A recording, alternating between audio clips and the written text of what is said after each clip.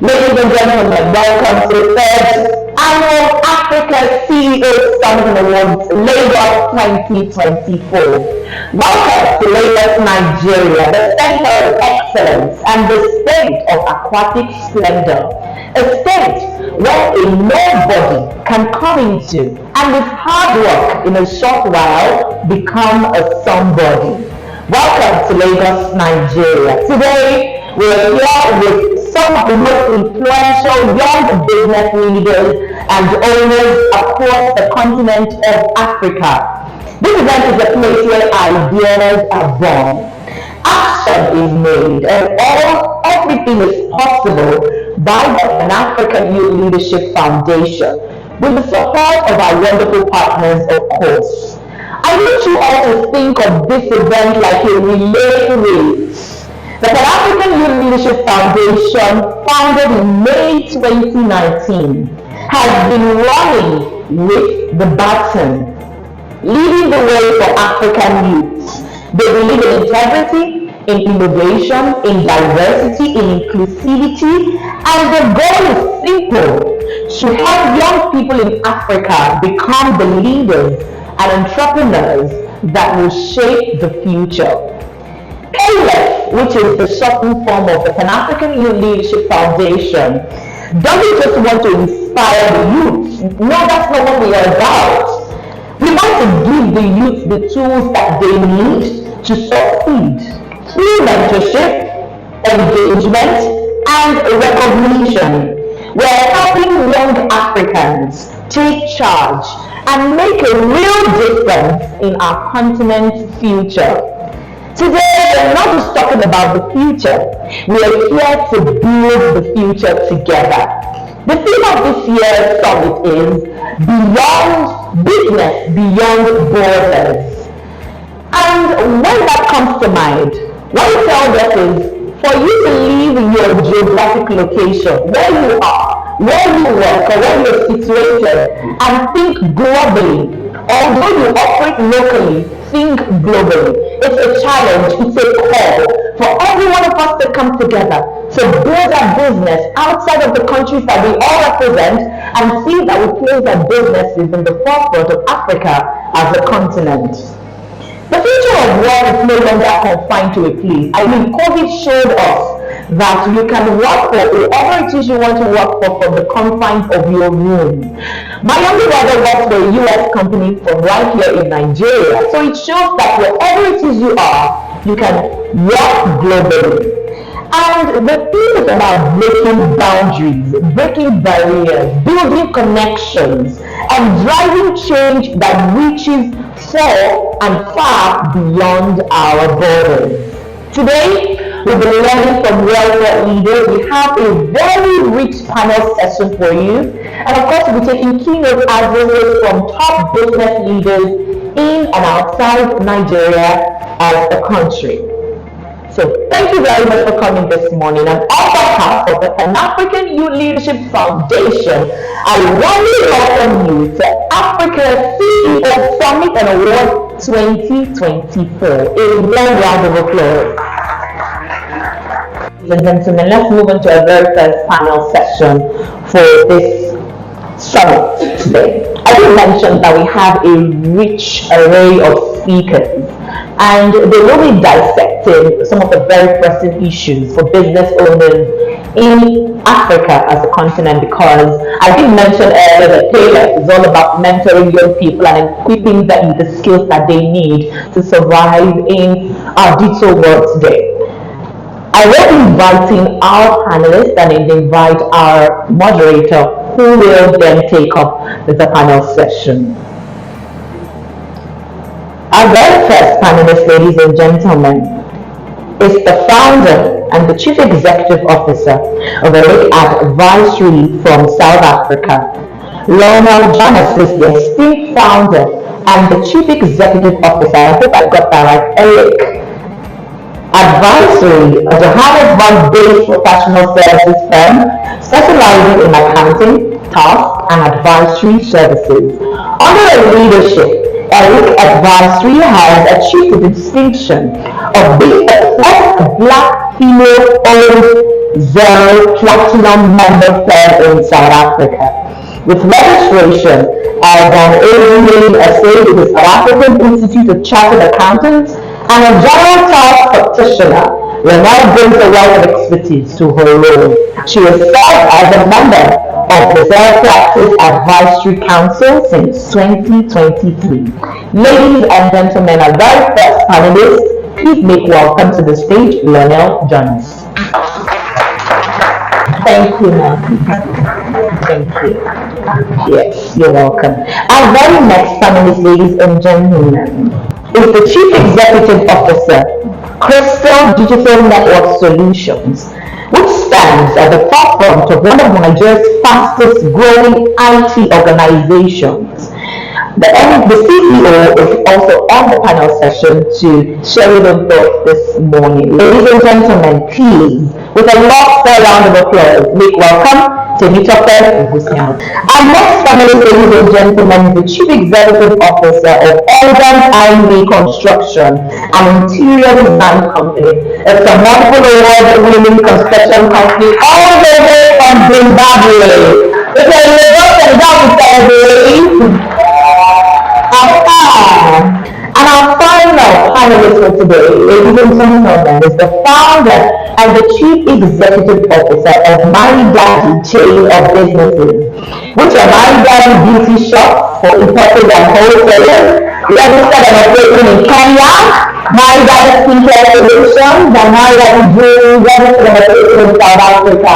She's also a certified skincare specialist in skincare treatment and care, and she's a holder of a bachelor's degree in sociology. Ladies and gentlemen, I present to you Fidelia Mwanyuru. So, okay, let's move on quickly to final session for today. It's really going to be interesting, I already see it. Please try as possible to be open with your answers. I'll start with you, Fidelia. I want to know what inspired you to start that chain of businesses. Because I read your citation right now with skincare, you have other channels in your chain of business at My Daddy chain of business. So what was your inspiration? That's number one. Number two is, how do you manage operating in Kenya and in South Africa? Because I understand that you also have a business registered in South Africa. Kenya is the mainstay, but how do you manage both of them? So two questions, your inspiration and how you manage your operation. Thank you so much. First, let me also say my daddy.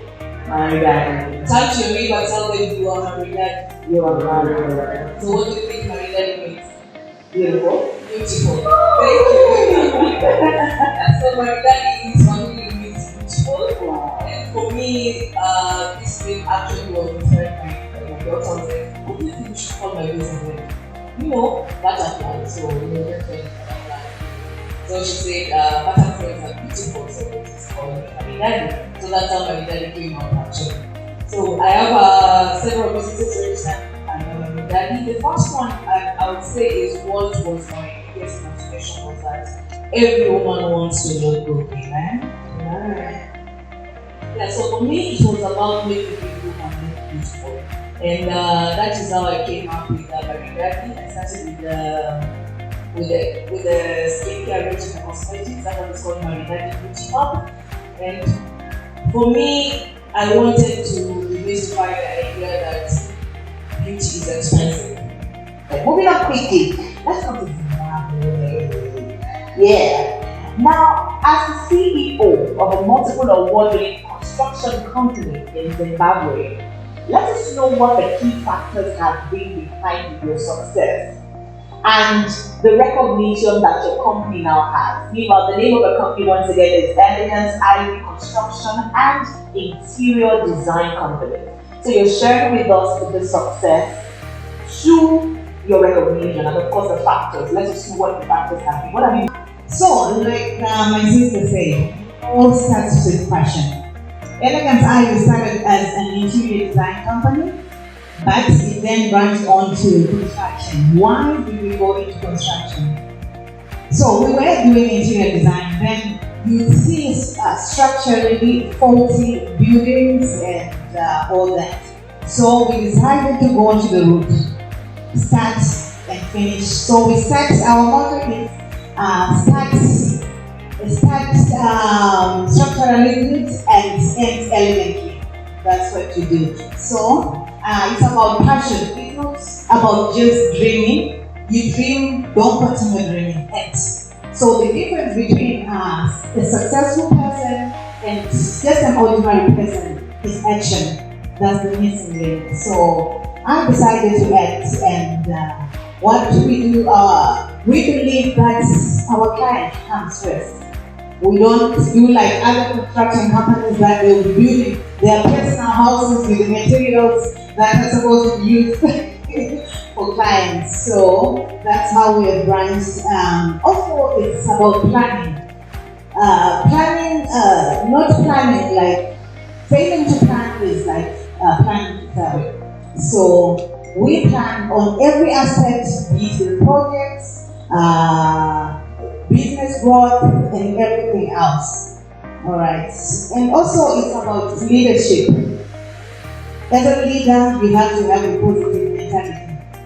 There's a book called Think and Grow Rich. It begins with the mind. I think the mindset, Africa, we are great people. But what limits us, maybe it's the background and maybe the pity party, and also ladies. I don't limit myself because I'm a lady, and you think there are forces that can constrain me. I thought beyond that. I said, yes, I'm going to tackle the construction industry head on. So the mindset is the one that limits us. So I believe that not the sky is the limit, but beyond the sky is the limit. So don't say expect years, 25 years. It's because my father and my mother were poor, that's why I'm here. No, I will with excuses, please. Alright. And also the other thing is networking. It's an important thing. Friendship, networking. If you are in a room with 5 fools, you are the 6th one. So just be conscious of who you spend your time with, and also time is money. I think our generation is so fixated on the social media. If you're getting money on social media, then that's a good thing. But if you're making other people get money and you're just scrolling your life away, then that's another thing. So be disciplined. Also, as a lady, just being disciplined, there were offers that came with obviously strings attached. Offers to build roads, bridges, but now compromising who you are. So the get rich quick doesn't really work. Patience works, because even a fruit, if you eat a grapefruit before it ripes, it's sour and it's not nice. In our country, we always say it ends in tears. Alright, so the discipline, there is financial discipline, because as Africans, it's so difficult to get collateral and funding from them. So you have to be disciplined. The money you get, you have to put it back in the business, not just want to show off. Now I can buy a Range Rover instead of buying maybe many cars or construction materials and all. Alright, so we also set goals. Like this year, we have to tackle this. We are going to go to Zambia. We are aiming for this. Soon we'll be to Africa. So welcome us. Alright, so also a leader is also a leader. I love reading. There are some things you learn from reading more than things you can avoid. You can avoid mistakes and reading and seeing what other people have achieved and their failures, and learning from that as well. And also consistency. It's not just like I'm going to sell paper today and I ask you in 2 months, no, the business isn't going out. Be patient also as well, and be consistent. It's not also about following the winds. Everyone is selling this, so I should go into this. Be passionate and follow, be consistent, and just be honesty with clients. And I think that's what differentiates us from other companies, yeah, we try to be honest and just live up to the quality and all that. Thank you so much. Thank you. Thank you so much. Ladies and gentlemen, she said passion. She would find her clients being as their priority. That's what differentiates her company from others. To mention great leadership, she talked about networking. I mean, Fidelia already talked about networking. She talked about it again. She mentioned discipline. Put your client first. Reading, consistency. These are the secrets that have helped her business to stand out in Zimbabwe. Thank you so much, Ivy, for opening up and letting us listen. Let me come to you, Jennifer, here in Nigeria. You are the group CEO of Crystal's Digital Technology Solutions. Please, let us know how digital technology can be leveraged to improve access to quality education, especially in undeserved communities, in marginalized communities. That's one. And then the challenges that we might face when we're trying to implement this solution. So it's two in one. We understand how that marginalized and undeserved communities sometimes lack, not sometimes, many a times, lack access to quality education. So what role does digital technology play? And then while we are trying to solve it, what are the challenges that we might face along the way? My name is Dr. I am an education technology consultant. I run a company called Digital. We're about 200 members now. Started out about 2 years ago. How did we start? We took advantage of disadvantaged environment. We saw a gap and took advantage of it. And why education technology? Someone will tell me that. Why not any other thing? I've always told, I've been at different events, I tell people about my story of how I got into it. Yes, I've always been in the technology space, but of course, just when I left high school so many years ago, I wanted to proceed outside the country to have my undergraduate and went to my high school. And for some reasons, I couldn't pick up my transcript. My high school at that time was already about 100 years. We are one of the best public schools in Nigeria. But unfortunately, I was really disadvantaged and you almost lost me my graduate assignment. So after my undergraduate, I found myself in technology. And for some reasons, I was somewhere and I found out that the challenge that I faced at the time still exists. So because I was in technology, trying to do something in fintech, and I already was doing something in education technology, I decided to take up that particular challenge by developing something called my school portal. My school portal today currently runs in all federal government colleges in Nigeria. So if you have somebody who has federal government colleges or currently my school portal runs the so school portal simplifies and automates results in schools, also the day-to-day activity of school. So we try to digitize it. So I moved beyond just providing that service and also partner with Microsoft and started training in school. I think that started in 2015. Then in 2017, we also saw another gap when the government introduced TSA to Nigeria. And then Nigeria gone ahead to tell government agencies that the only platform to pay was through remitter. So we saw a gap in that, and also created something called central billing system. Central billing system also currently works in all federal countries. So any student in any of the federal countries make payments through that platform. That platform is also developed by us. COVID happened in 2020, and which will lead me to your question, right? COVID happened in 2020. During the peak of that COVID, while a lot of people were home, people couldn't leave, I was called to come into Abuja to discuss with the government on how to provide access. To develop this platform for the primary and the secondary education. Equipping it with over 10,000 content, video content, and I think electronic books at the time. Now, why did we do this? I'm somebody who has always told the government that we provide education. I've been in that space for about 10 years.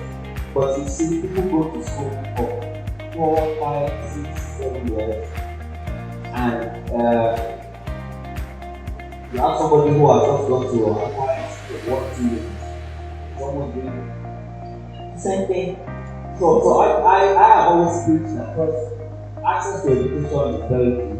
But of course, there's also need to remind you. You can only build the brick and mortar. You can only have about how many of us maybe 150 people. I think I'll try to wrap it up there.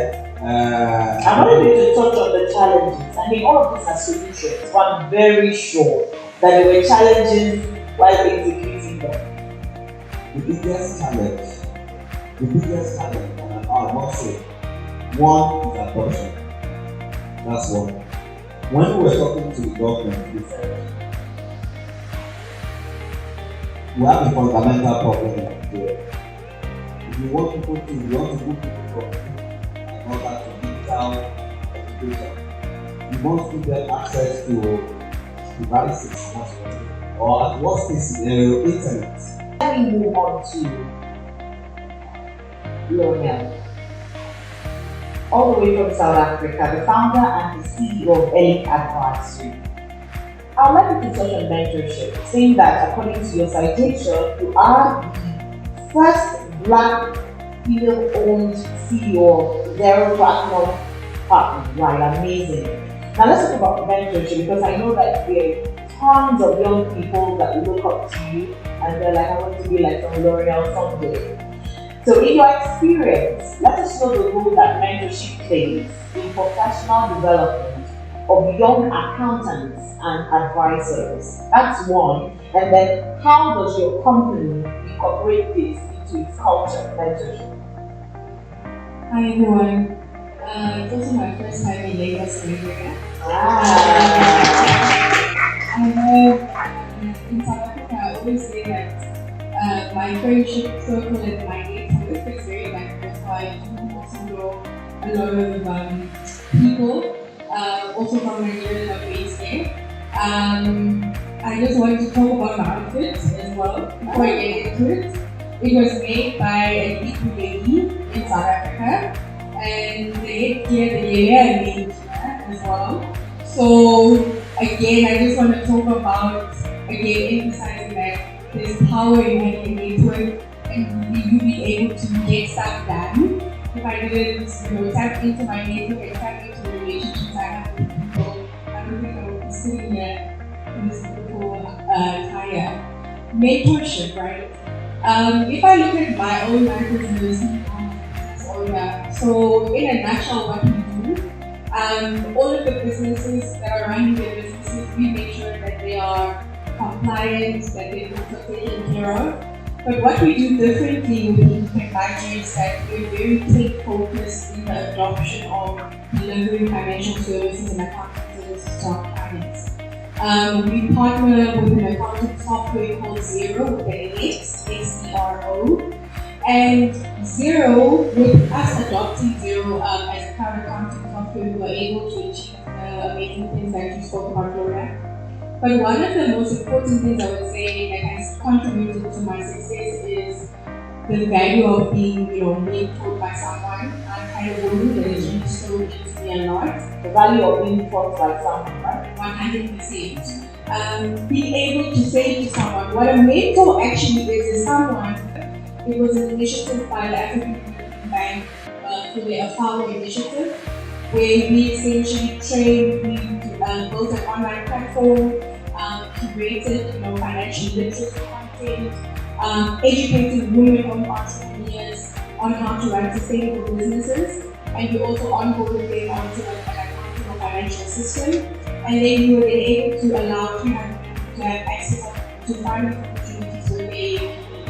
So if I look at it in terms of how I see us play our mentorship as a team, it's through these impactful projects that we do.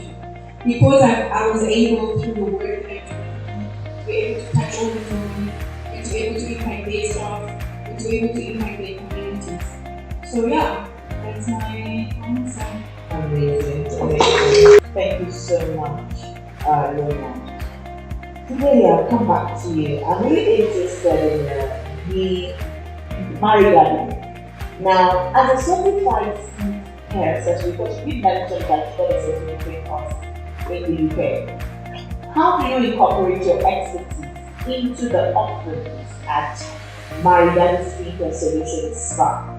That's one question. What you know, how do we incorporate that expertise into it?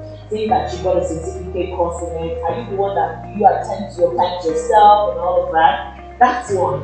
And then what now sets you apart? Because I'm very sure that in Kenya, there are one that Kenyan women are beautiful. God, have you seen them? So what sets your skincare spa apart from the thousands that we have in Kenya? Thank you, Gloria. Let me start by explaining how I decided to actually do the course. So before I started the course, I didn't have this one. I was only on the selling part of the product. So during that period, actually I did my course during COVID. Just maybe to add something I just mentioned about myself, I am a patient life. Like money. I love money. Yes, I am a humanitarian worker working with marginalized communities in Kenya. Actually, malnourished children under 5 years of pregnant. So that is my age 5, which is very demanding, and also traveling a lot around Kenya. So what I wanted to say is, during COVID now, because my work has done a lot of traveling, I couldn't travel anymore. So we're like, from home, like everybody else, work from home. So being a field person, I found myself in my house. I'm used to moving everywhere. There's nothing to do, and I was like, let me look for something to do. I didn't know this story is gonna go on for how long, and I decided to enroll in a beauty school in the UK. Did online classes for 2 years, and I learned a lot in that course. I was staying there.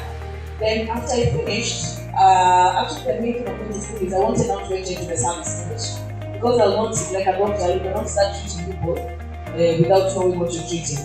So that is actually was the main goal for me to go to school. After finishing and getting my certification, then I said, let me start my Care Solutions Spa, and mine is more on treatment. And the other thing was also to help people learn that spas are not for luxury. That is what most people think, right? People go to the spa, the ones who have money. And actually, it is something which should be in your daily or in your monthly plan for treatment. So, why it is important or why it was important? You cannot start a business and you yourself don't know how to operate it. That is where people will steal from you, or you will run a substandard business. And again, you do not expect somebody else who knows the business better than you to come and run it on your behalf. I do not operate in Maridadi on the day. I am a proper CEO. I show up, I see the figures, I see what is happening, but once in a while I'll show up and say, today the CEO is saying, and I can do a proper skin analysis. I will do a proper reflexology on my stuff, on my clients, so I know what to do that I don't need. But I'm also empowered the staff who work for me to do what I do. I do not hire graduates from beauty schools or anything. I take fresh students and train them myself. Because what you're taught in beauty school is just general. Like that's what us we've gone to uni. I did sociology. Trust me, I don't know what also in the field in my age five, but it is the practice is totally different from what you learn in school, right? So for me, I go in and learn and come and train myself. All the services which we offer in this, all the treatments which we offer in this park, we eat all the massages, we eat the Moroccan baths, we eat the reflexology and all those things. Personally, I'm born to train in different countries, like Moroccan, African, and Moroccan training in Dubai. Come back and join my staff on the team. So that when we staff decide to go or someone is coaching them at a higher price, let us get another fresh person and train them. I have nothing to lose. Because it is you who has trained them how it is to be done. So the beauty of you knowing what is happening in your business or how your business should operate or the in and out of your business is that when the staff decide to leave, you can easily coach other people. You will not be left stranded, your business will not stop, and you can actually make yourself supplement with the thing, right? Yeah, so that for me is the biggest thing. So why Maridadi? If you go out in Kenya, they will tell you Maridadi stands out because of our professionalism. Let me say this, I don't know whether this happens in Nigeria, but when you mention a start, what do most people think about? Happy endings. You know those things in Nigeria. I think it's a place where you go and get pleasure and all those things. But for me, I'll put Maridadi at a round whereby a doctor can refer a client who needs a physiotherapy to Maridadi. So I'm working with doctors. I'm working with high professional institutions where they can refer people for professional treatment. And then I would say, do not be afraid to fail, but don't do the wrong thing for too long. I think sometimes in business it's trial and error. So you won't always know, okay, is this option gonna work? But what some of us most of the time do is, I'm trying this thing, I can see it's not working after 2 months, but I'm still doing it 6 months later. So I think one of the things I've really, learned to do, it's not nice sometimes saying like, oh, try this, it didn't work out. But it's literally to say, if I'm on the second month and I'm like, okay, this is not going the way I wanted it to go, I quickly switch it up and I change. So it's constantly being agile to be able to change, and then just having a growth mindset, your mindset, I'm going to come back to that. If you don't have a positive mindset, if you are not embracing challenges from a perspective of learning, you probably won't finish your race. So it's very important to understand that yes, you are competing with other people, but you're also running your own race of building this vision that you want to execute. Thank you very much. Having said what I want to say is don't be the smartest person in your company. Don't be the smartest person in your company. Don't be able to be challenged. Yes, just that's how I feel. So if you're the smartest engineers in our company, on the construction side, obviously they're the smartest. So don't be afraid. Let people be free to tell you ideas. Don't be free. And also in competition, don't be too much concentrated on what the other people are doing much. It's okay to just get inspired and see how. But if you concentrate, I was watching a race where the other competitor was constantly watching. She almost lost it. Yeah, so sometimes you get lost in the situation of wanting to compete too much. Yes, compete with yourself. Give yourself targets, watch global trends, and do your very best. You don't need to know anybody, just be consistent, believe in whatever you're doing, believe in that, find a number of these things, and believe in yourself, go for it, and you allow me to sign up.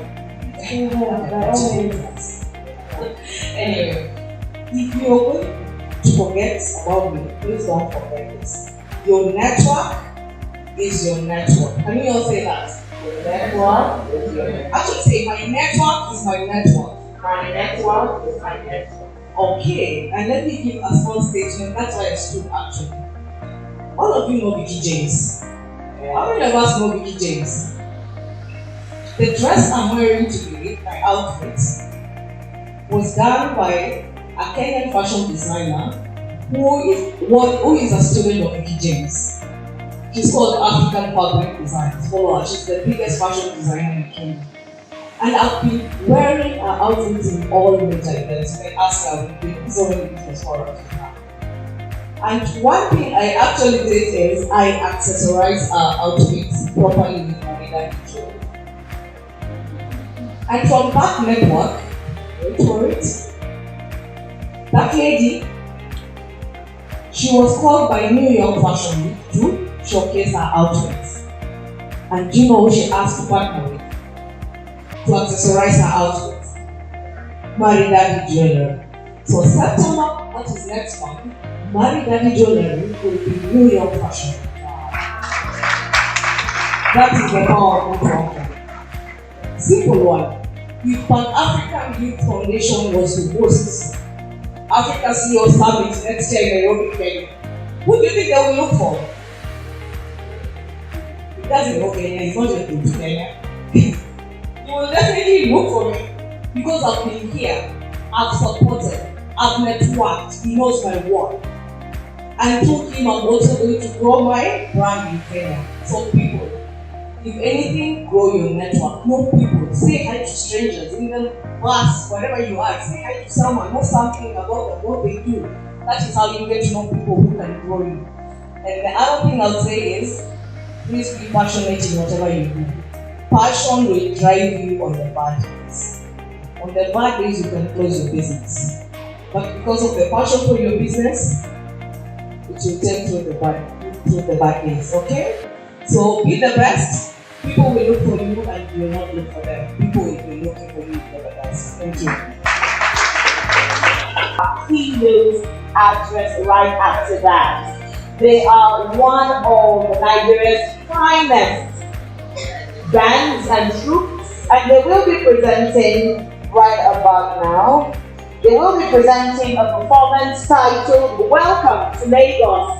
That's the title of the performance. To everyone in Lagos for the very first time, this is a performance you say, Welcome to Lagos, Nigeria. Ladies and gentlemen, I present to you the E1SC Troop. A round of applause for them, please.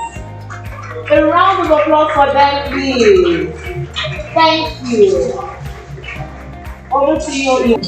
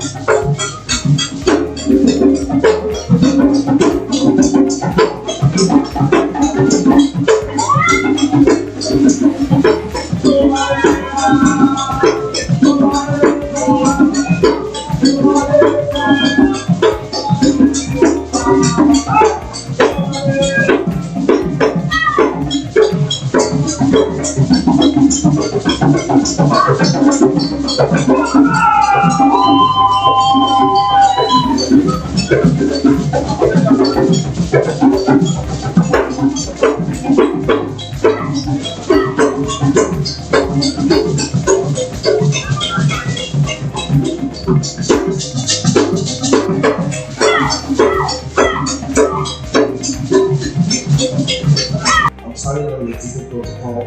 I want to appreciate my boss, my convener, Dr. Salako, Adibowale, Thank you so much for this privilege, and flanked by his assistant. I call him number 2, the great man, also doing great things globally. God bless you, sir. And to all of the guests traveled from different parts of the world, I say welcome to Nigeria, welcome home. To our hosts, Miss Gloria, well done, the global winner. God bless to you. To everyone seated, I want to say welcome to Believe. There's something unique about this foundation that's endeared my heart to be a part of this, and that is having a heart for the people, young people from all across the face of Africa. One of my reverend mentors told me, he said, Adini, if you fail in your lifetime, Africa is doomed. He said, we are the last people that Africa has got. So, we are here to rekindle the hope of Africa. And so we can afford to fail. And that I saw in this foundation. That was why I connected with this foundation. As I've been introduced, privileged to be the vice chairman of the board of this global organization, and also the chairman of the Estate Developers Association of Nigeria, the state chapter. But my journey didn't start in luxury. It began on the streets of Lagos as a bus conductor and a tire organizer, relying on different menial jobs for survival and for getting education. My story is one of God's help, His grace, perseverance, also vision, and a relentless pursuit of success. And today, I want to share with you how you too can build a global brand, no matter where you start from. It's not bad to start local, but you must stay global. This event covers essential strategies to help you develop a global mindset, build global relationships, and establish global businesses. So, in this event, you'll be allowed to ask questions and present your challenges to get answers and solutions to them. Because when God wants to speak, He's a God of men to men. He won't come down directly to see you. So, endeavor to write all your questions down to ask at the appropriate time.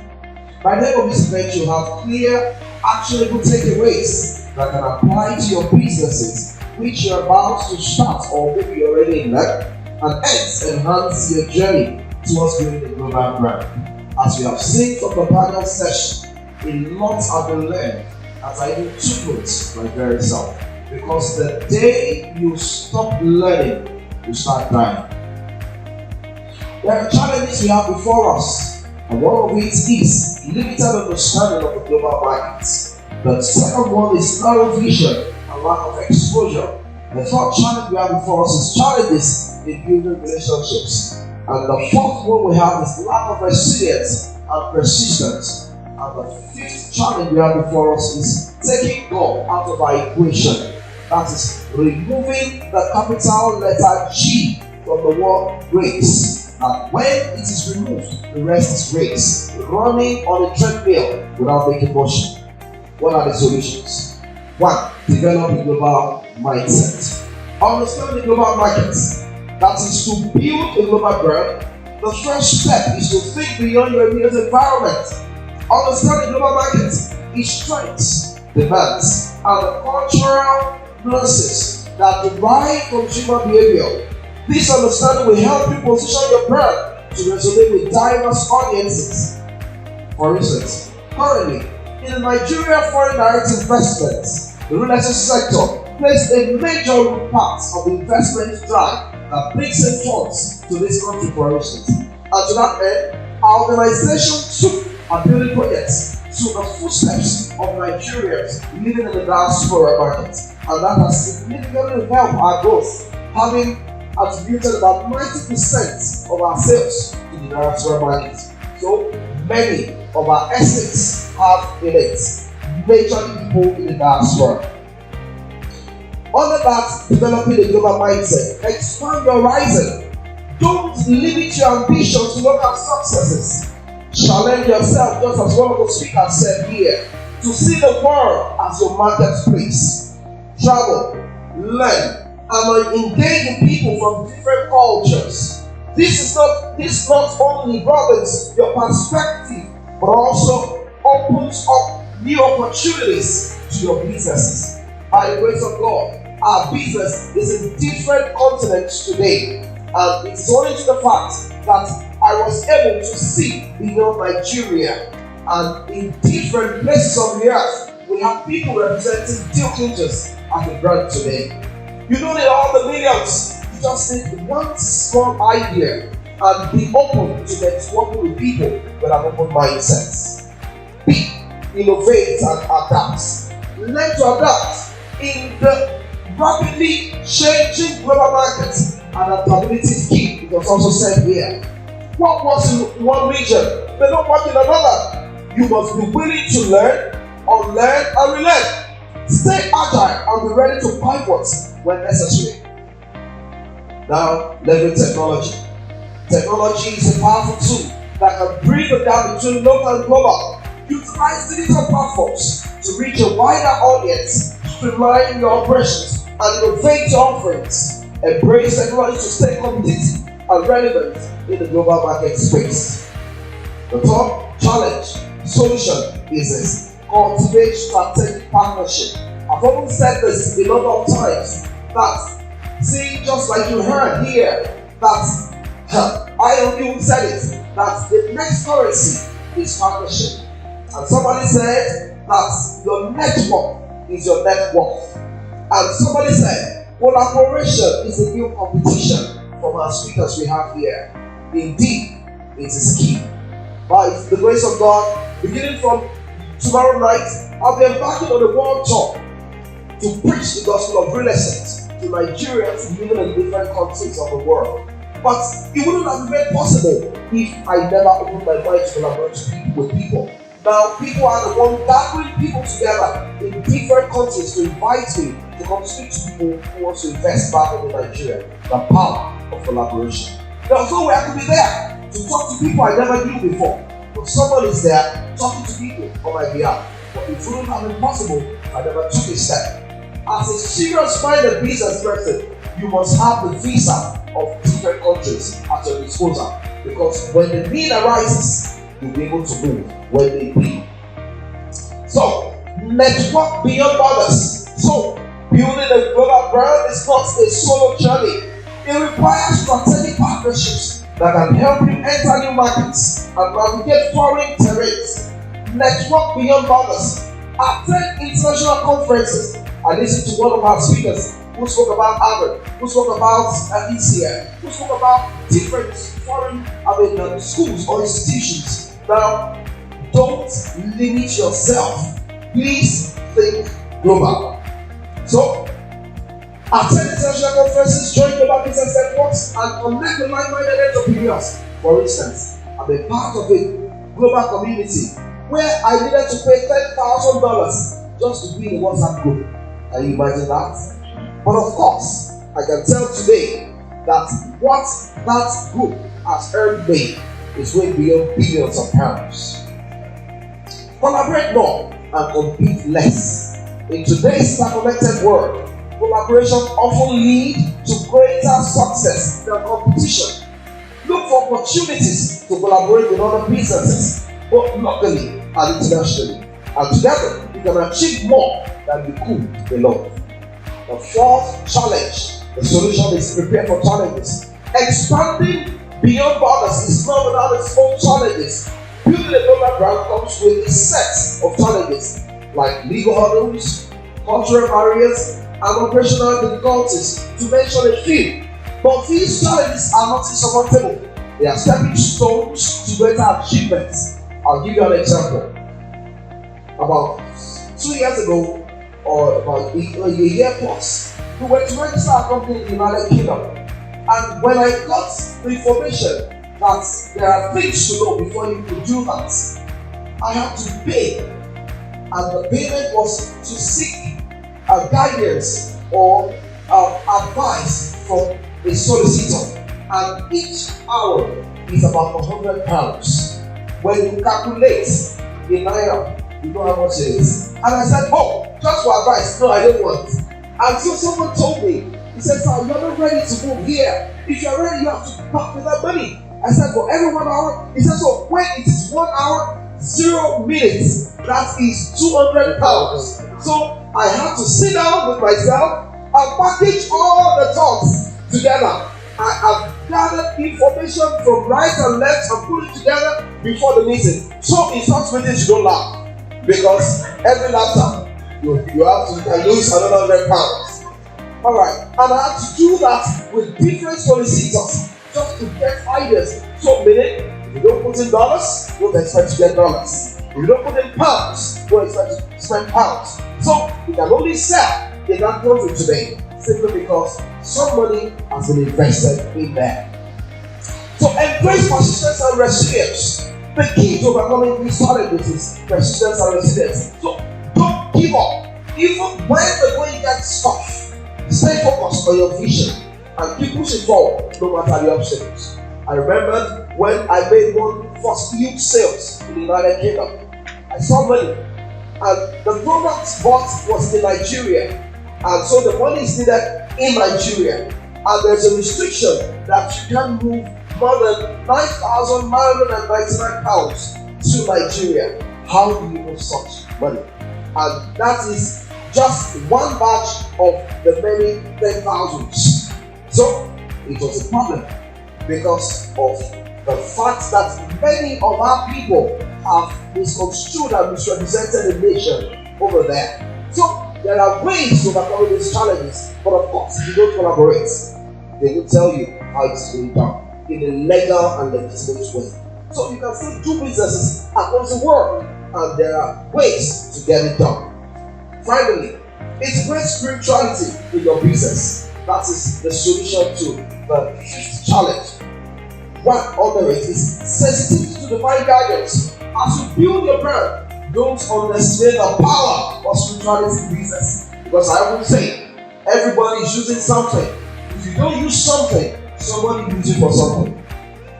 Being sensitive to divine guidance can lead you to opportunities that others might miss. So listen to that inner voice and let it guide your decisions.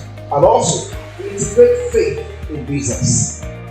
Integrate your faith into your business practice. It will only give you strength and courage, but also help you build a brand that stands for something greater than just profits. A business without faith is a business built to last. It goes on. Building a global brand is a journey that requires vision, adaptability, strategic partnership, resilience, and faith. As someone who started from humble beginnings and expanded beyond others, building experts, giving keys to more than 1,000 people in the last 16 years, I can confidently tell you that it's possible no matter where you are starting from. And please, never look at your background to say that is why you are where you are. No, your background is not the reason why your back is on the ground. It means irrespective of where you come from. Like a boy like me from Shomolu Mariga that had no bearing, now sitting with kings, with presidents of nations, simply because I believe that irrespective of my background, I can still do exploits. Thank you for your time, and I wish you all the best in the journey to be a great man. Thank you.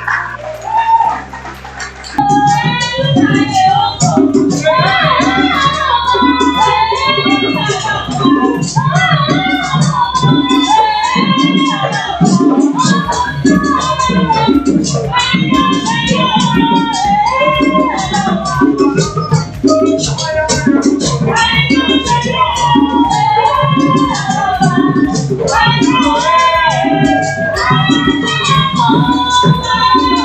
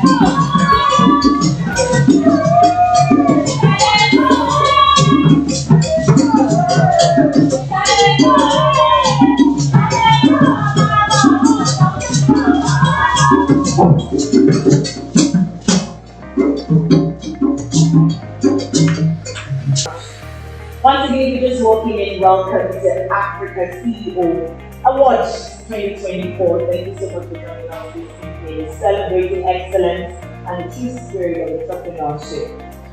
Moving swiftly over to the reason we're gathered here tonight, we will be recognizing individuals who be exceptional and influential in their chosen field.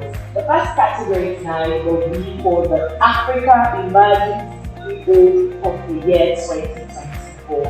And we have quite a number of them. It shows that Africa every day is birthing strong individuals who are ready to be at the forefront of innovation in their different businesses and in different fields that they occupy.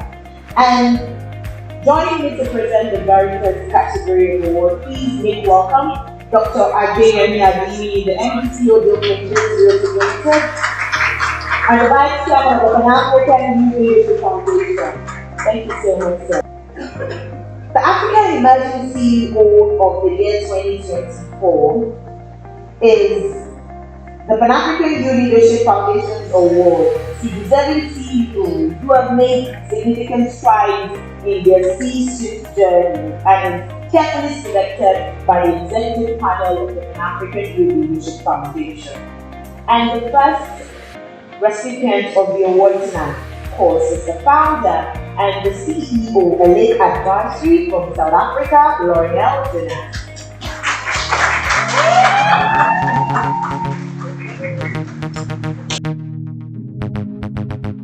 DJ Youngstar. In this world, we are moving on. Africa is moving on. We are winning. We are moving on. Uganda, Liberia, Ghana, Zimbabwe, Nigeria, Namibia, South Africa, Rwanda, sisi nu Afrika, sisi nu Afrika, tumebarikiwa sana. If you tell me say you there for me, it will be nice on it. I know go be the first to get killed. We know they try for me. Pass what I'm in for me. Make you no cause big game. DJ Youngstar. Make I tell you I see the P on the line. Oh, girl, your body nice and jet. You should be with a guy like me. No see no be fight that day. Bring your body close to me. The boys then I look your body. See my down low, baby. No see no be fight that day. Bring your body close to me. I'm waiting on the roadside for Kushala. She know because she find the real dealer. I'm going to leave kids, go and follow ya.